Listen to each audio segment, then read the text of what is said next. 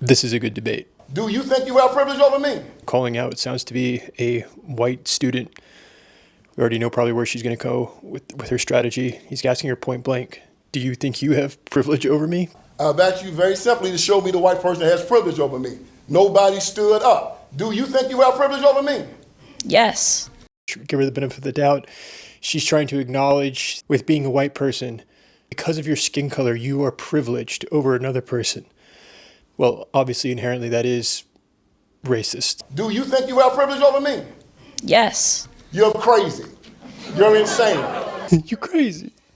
You have no privilege over me. Let's make this absolutely positively clear. You have no privilege over me, and if you got it, show it to me right now. That's a smart move. Got to give an example. If you're going to say that you are privileged over this person right now, you are going to have to provide an example. My parents had generational wealth. What's your privilege over me? Exactly. Well, you tell me. Let her speak. We listen to you the whole time. Yeah, let her speak. Come on. Shut up, boy. She's speaking. I don't know who this guy is, but he's good. My parents were able to own a house prior to 1960. Their parents were able to own a banking account. First of all, we are talking about today. You just said you were privileged today, not in 1960. Obviously, there's going to be differences throughout history. We're talking about today. So tell me something that you are privileged to be able to do that this guy cannot do today, not 1960. They were able to go directly to a bank. They were able to own a house. Still talking about 1960, going to the bank. You can go to the bank. You can own a house. They were able to get a job. You can get a job. All of that wealth accumulated through the generations onto my generation. So that is why I was able to... Accumulated through the generation. Okay, most generational wealth disappears within 2 generations because people are stupid. And when you raise privileged kids, they are going to become weak, and then they're probably going to lose that wealth. And so it's the generation that is able to carve out that wealth is because they're coming from adversity. It's like the saying of good times create weak men create bad times create hard men, and hard men create good times, and that's the cycle, and just keeps going and going. So that is why I was able to... Yes. You're crazy. You're insane. Yeah, that's crazy. Wow. So okay, her voice is shaking. She's not winning logically, so she's feeling it, and she's probably going to go emotional because that's just how these cookies crumble. You don't have any privilege over me. Please try and do this in a respectful way. Speak. It's time to speak. Speak.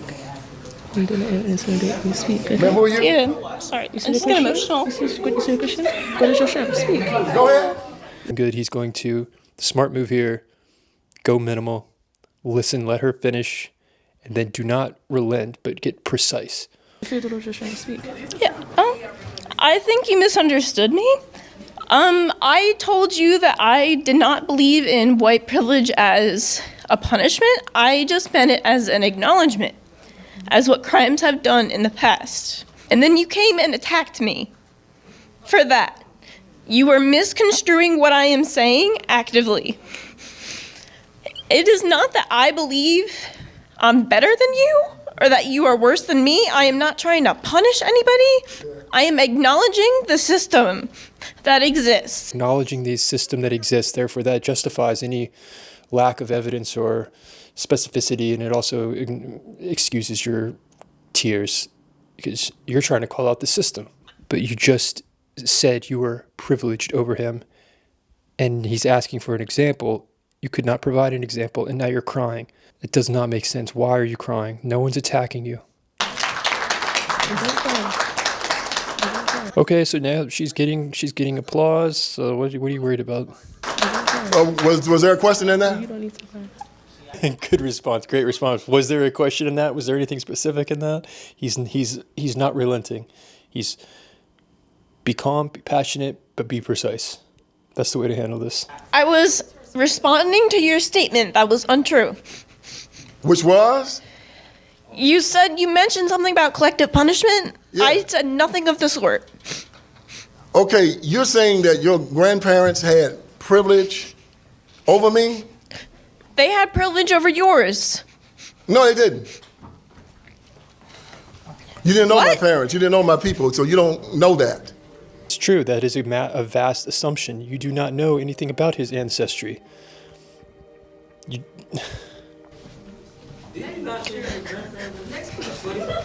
was a whole lot of people that were there. But right now, I'm talking about today. You see, again, listen. Hold it. Wait. Listen. I'm done. Wow, she's completely just in tears. Okay, I'm done. She just can't contend with it. I'm done. And she just retreats. It's unfortunate that how often this occurs. To what end is this? To make white people do what? I mean, what is the end game of this? To do what? To make white people say they have privilege, and to what end? I mean, what do you want? But collective punishment is the route. I had the debate with the professor who claimed to have solved racism, and the solution that he proposed was essentially tax. You could make the argument it was tax punishment, but applying a tax policy based upon ancestry for things that occurred before a person was alive. I'm not going to hold you responsible for what somebody else did 100 years ago or what somebody else did today. I hold you responsible for your action. You hold me responsible for my action. In the same way that some white people believe that black people are lazy, shiftless, and ignorant and whatnot. That's not me.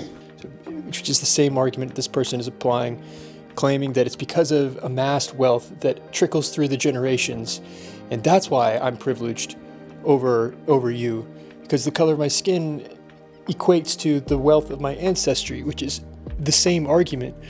The issue is that it's not a practical mode of moving through the world to apply or hold people responsible for things that did not occur when they were alive, to penalize them for things that did not occur when they were alive, to give them things for things that they have not done. You are responsible for what you do.